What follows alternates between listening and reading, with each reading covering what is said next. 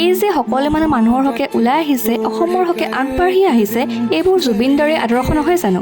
আৰু আজি এই আদৰ্শলৈ ওলাই যাওঁতে আমি লগ পালো বাটতে জুবিন দা ফেন ক্লাব হৈ আগবাঢ়ি অহা সাহায্যলৈ সমীৰ দাক। তেওঁক লগ পাই যে একদম মনটো ভাল লাগি গ'ল আমাৰ। বাৰু যোৱাটো ভিডিঅ'ত আপোনালোক সকলোৱে দেখিলে যে আমি কেনেকৈ বাহঁত যোৱাৰ পিছতে পেকিং আৰম্ভ কৰিছিলোঁ, আৰু আজি ইয়াৰ প্ৰথম য'ত আমি বস্তু লৈ পেলাই ওলাই আহিছোঁ।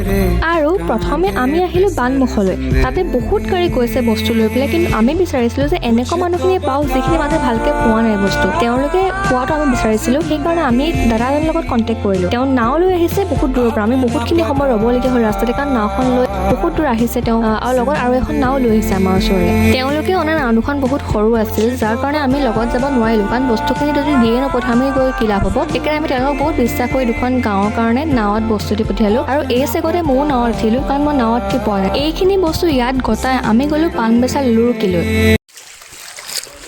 নমস্কাৰ সকলোকে।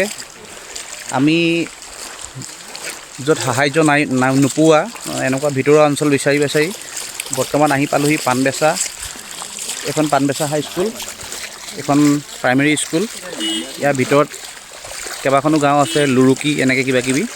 সেই জেগাবোৰলৈ আহিছোঁ, কিন্তু ৰাস্তাটো ছেফ নহয়। ৰাস্তাটো এতিয়ালৈকে ভালকৈ ওলোৱাই নাই।